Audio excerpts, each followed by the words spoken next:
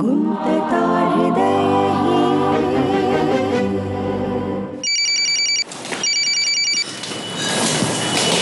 बोल. न्यूयॉर्कचं ticket book झालंय. येतेच बरोबर. अच्छा.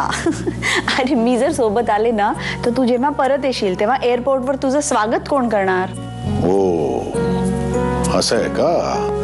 मग तू एकटी नको, सोबत ओवाळायला 5 नऊवारीतल्या बायका, ढोल ताशे सगळं पाहिजे. वा वा वा वा. फुलांनी सजवलेली गाडी नको का आणखीन? नको गाडी नको, ट्रक पाहिजे, ट्रक. ठीक आहे, मी सगळी तयारी करून ठेवते. तू लवकर बरा होऊन परत ये. ओके.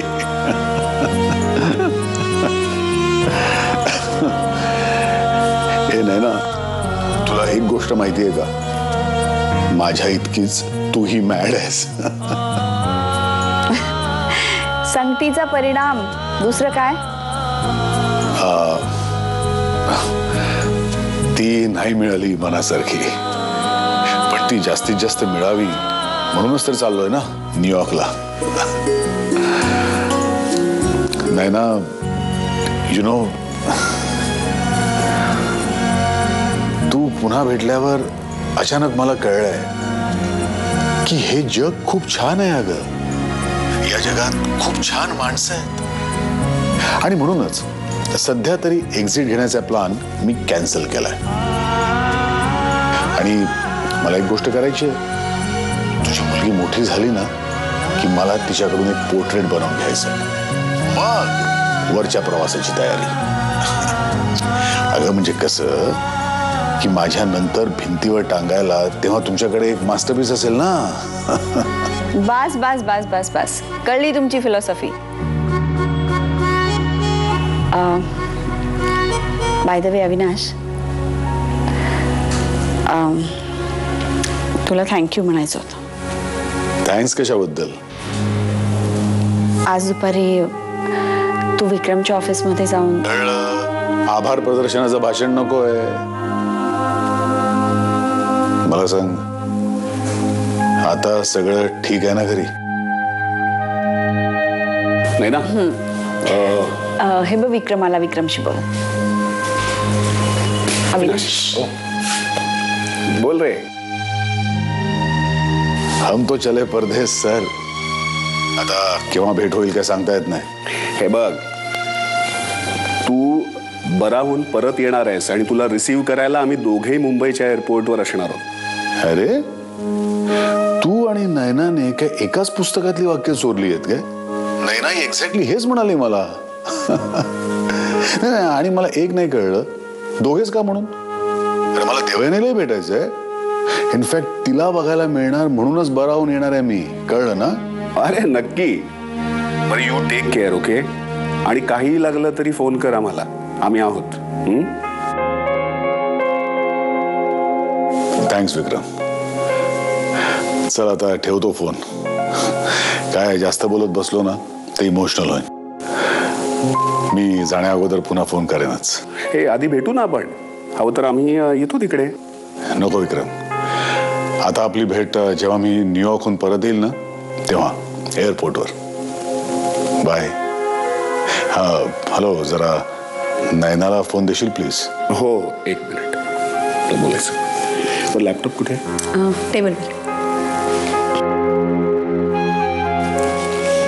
बोल रे.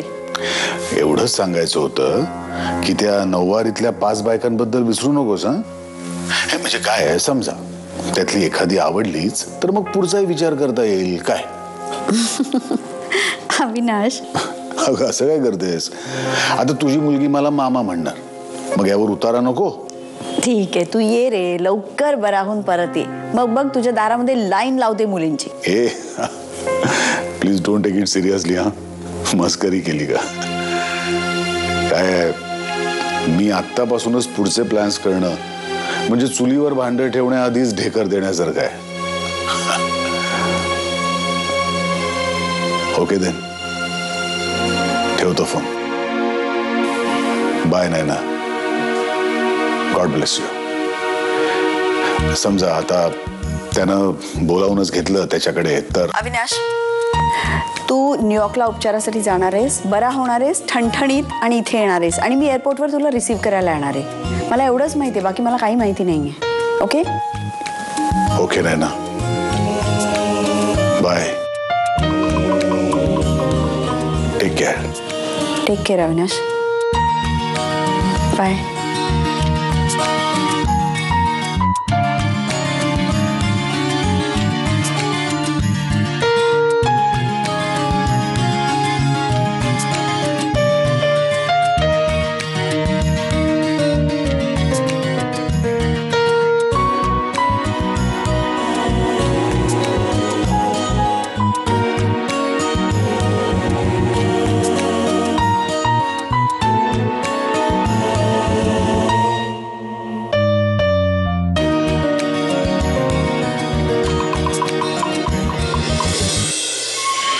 बाबा सकाळपासून अशी काही बोलले का? कशाबद्दल? मी अजून कशाबद्दल तुला विचारणार आहे गौरी? तूच बोली ना त्यांना संशय आलाय म्हणून, त्याच्याबद्दल विचारते. नाही, काहीच नाही.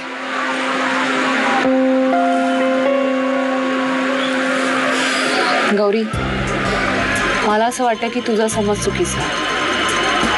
हा माझा समज नाहीये. कपिल भुतकरनं फोनवर दिलेली वॉर्निंग होती. मग कदाचित त्याचंही चुकत असेल. तू आणि तुझा विक्रम सोडल्यास सगळं जग चुकीचं आहे. बस उगाच वाकड्यात शिरू नकोस. मला असं म्हणायचं नव्हतं. मला फक्त एवढंच म्हणायचंय, जर बाबांना संशय आलाय तर आज दिवसभर त्यांनी काहीतरी अडून अडून प्रश्न तुला विचारलेच असतील ना. तो मिलिटरीचा डोकं असलेला माणूस आहे. शत्रूला गाफील ठेवून त्याच्यावर अटॅक कसा करायचा ना हे त्याला चांगलं जमतं. त्यामुळे त्याला काहीच कळत नाहीये असं समजून तू गाफील राहशील ना तर ती सगळ्यात मोठी चूक असेल तुझी. हड विचार करून करून माझं तर डोकं फुटणार आहे. काय करू? विक्रमला सोड, हा एकच उपाय आहे.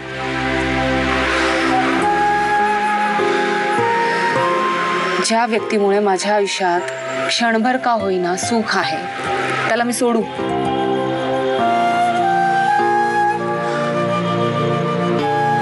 हे बघ गौरी, मला तुझ्या सगळ्या थिअरीज पटतात. माझं आणि विक्रमचं नातं म्हणजे एक सिनेमा वगैरे वगैरे वगैरे सगळं मान्य आहे मला. मला माहिती आहे तात्पुरतं आहे, क्षणभर आहे, पण सुख आहे. खरंच तुला असं वाटतंय?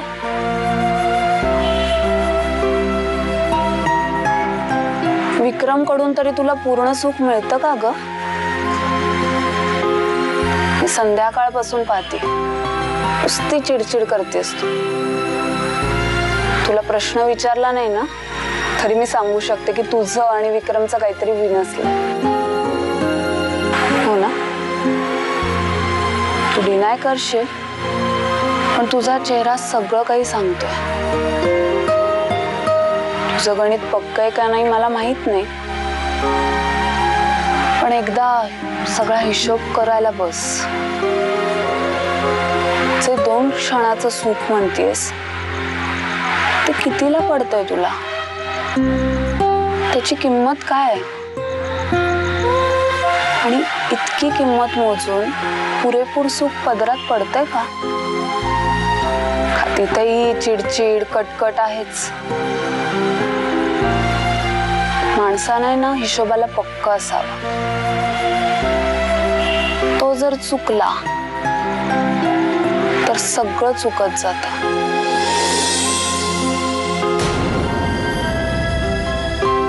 चल मी निघते, दिलीप वाट बघत असेल.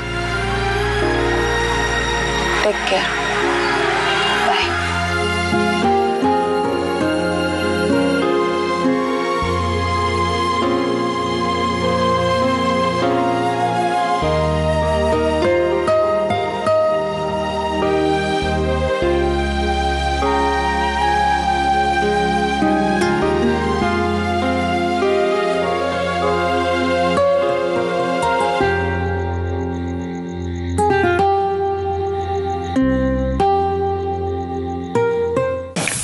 विक्रम बनारसीबद्दल तुला काय माहिती आहे?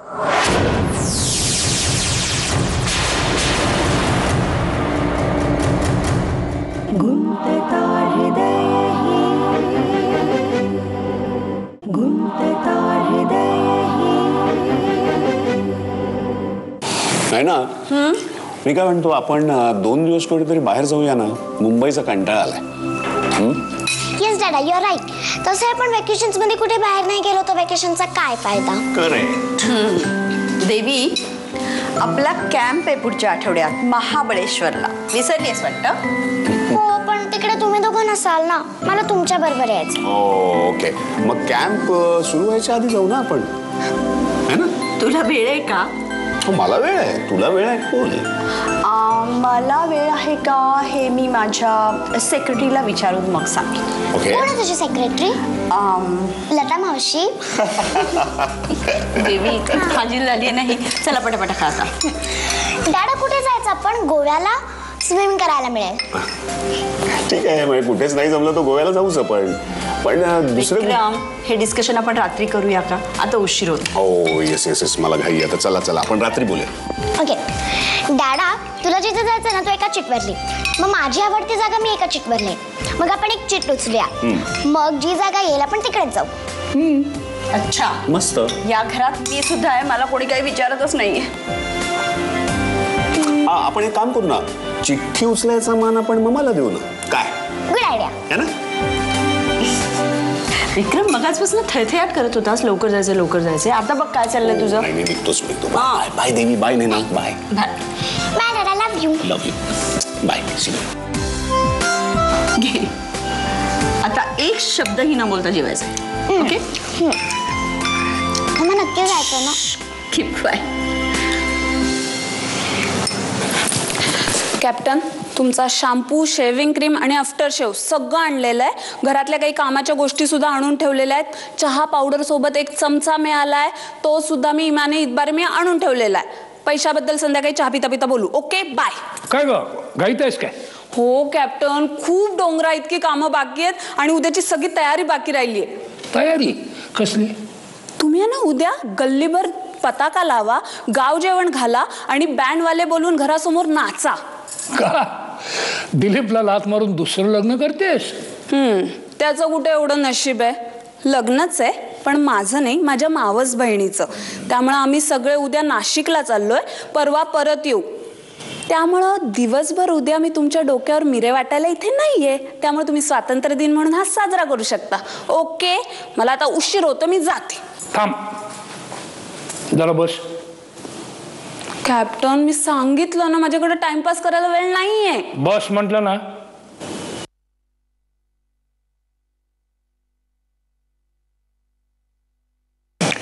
विक्रम बनारसी बद्दल तुला काय माहिती?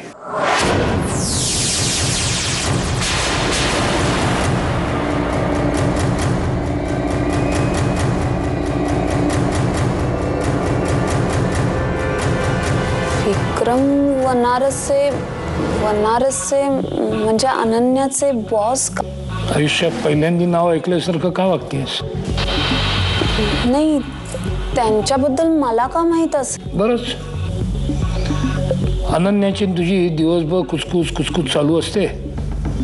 त्यात ऑफिसचा विषय निघणारच आणि ऑफिस म्हटलं की बॉस येणारच. नाही तर आग्र्याला जाऊन ताजमहाल न पाहण्यासारखं आहे, नाही का? हा, म्हणजे अनन्यानं जेवढं सांगितलं तेवढं माहिती आहे मला की ब्रिलियंट माणूस आहे, कर्तबगार आहे, थोडा स्ट्रिक्ट आहे. एवढंच? हा, त्याला एक बायको आहे, एक मुलगी आहे. आणखीन मला का माहित असेल? ते माझे कोण लागतात ना. पण तुम्ही आज मला का विचारताय सगळं? तो अनन्याला फोन करून त्रास देणारा हलकट माणूस आहे ना, तो मांजरपाटातून सापडलेला नाही. तळेगावला बसल्या बसल्या मी विचार केला, कोण असू शकेला? आपल्या एरियातलं कोणी असणं शक्यच नाही. आपल्या एरियातल्या लोकांना माहिती आहे, माझ्या सुनेकडे वाकड्या डोळ्यांनी पाहिलं तर मी आधी गोळी घालीन, मग प्रश्न विचारेन. मग राहिलं अनन्याचं ऑफिस. माझी खात्री आहे की तो हलकट मनुष्य तिच्या ऑफिसमधलाच असणार.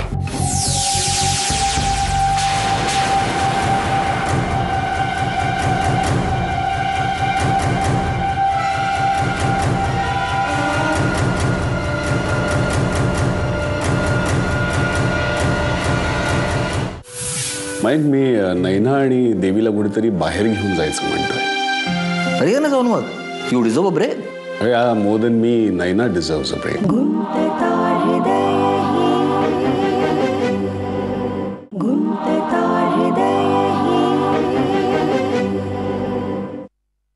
हो, पण तो विक्रम वनारसे असं तुम्हाला मी म्हटलं असं तो विक्रम वनारसे आहे म्हणून.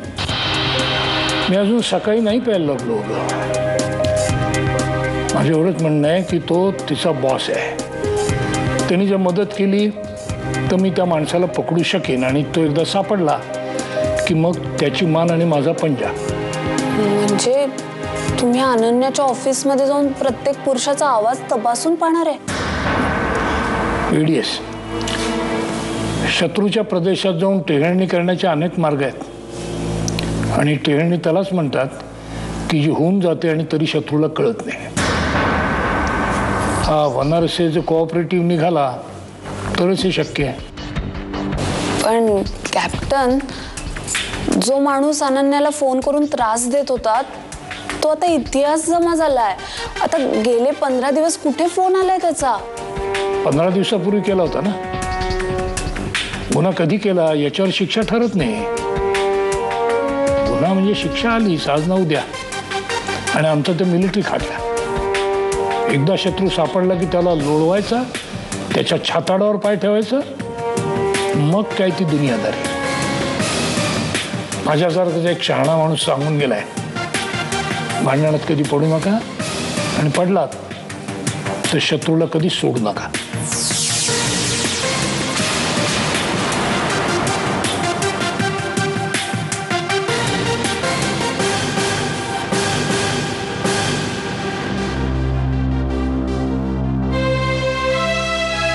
दिसतं तसं नसतं म्हणून जग फसतं. काय म्हणजे? म्हणजे बघ ना,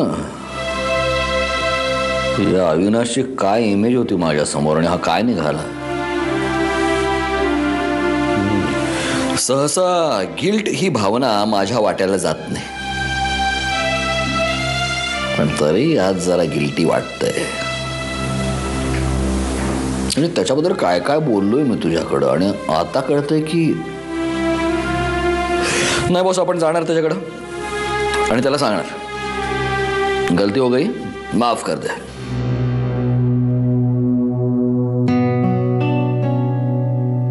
एक मोठा मळब दूर झाल्यासारखं वाटतंय आता.